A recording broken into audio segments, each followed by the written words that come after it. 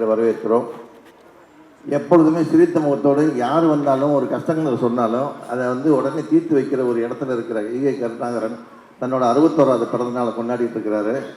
இப்போ ஒரு பத்திரிகையாளர்களுக்கு ஒரு பேட்டி கொடுக்க போகிறாரு. அதுக்கப்புறம் இசை கச்சேரி தொடர்ந்து நடைபெறும். அதன் பிறகு கேக் வெட்டுவார். அது வரைக்கும் எல்லாருமே கொஞ்சம் பொறுமையாக இருந்தீங்கன்னா நல்லாயிருக்கும். மத்தியானத்துலேருந்து இங்கே இருக்கிறீங்க. உங்களோட ஆர்ப்பாட்டமும் சந்தோஷமும் கைத்தட்டல் தான் அவர் உற்சாகப்படுத்திட்டு இருக்குது. அதனால் அவருக்கு இப்போ அவர் பேச போகிறாரு. ஒரு 5 நிமிஷத்துக்குள்ள அந்த பேட்டியை முடிச்சிடுவார்.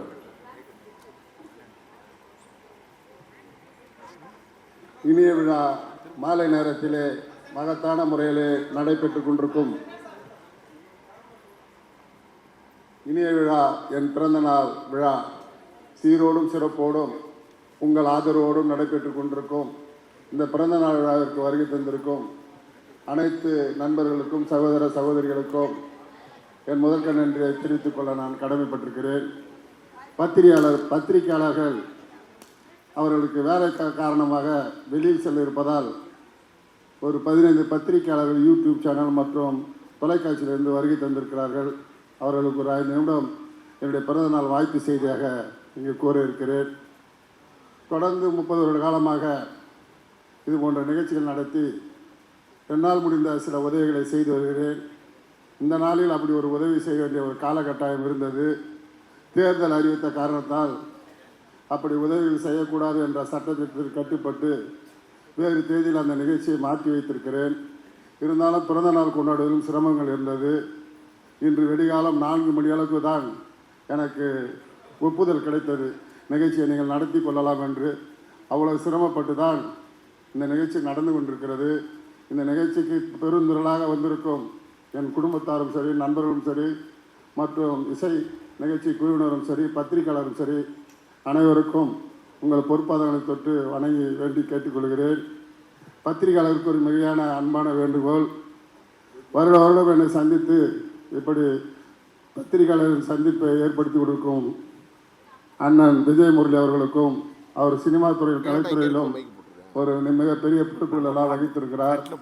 சினிமா துறைக்கு அறிமுகமானது அவரால் தான் நான். அதனால் பத்திரிகையாளருக்கு அன்பான வேண்டுகோள்.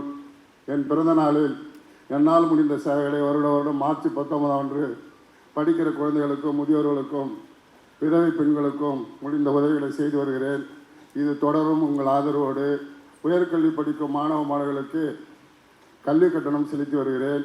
அதுவும் தொடரும். ஆனால் இந்த நிகழ்ச்சி சிறப்பாக ஏற்பாடு செய்திருந்தோம். ஒரு 10 நபருக்கு உயர்கல்வி தொகையும் மற்றும் ஊனமுற்றுள்ள சைக்கிளும் 500 பெண்மணிகளுக்கு சேலை வழங்குவதாக ஏற்பாடு செய்து அனைத்தும் நிறைவுற்ற நிலையில் தேர்தல் அறிவிப்பினால் அந்த நிகழ்ச்சி அனைத்தும் ரத்து செய்யப்பட்டு பிறந்தநாள் விழா மட்டும் உங்கள் ஆதரவோடு நடைபெற்று கொண்டிருக்கிறது. அன்பு சகோதரி மாலதி அவருடைய நிகழ்ச்சி அற்புதமாக இருக்கும். கேட்டு மகிழுங்கள். 9 மணி அளவில் கேக் வெட்டுகின்ற நிகழ்ச்சி இருக்கிறது.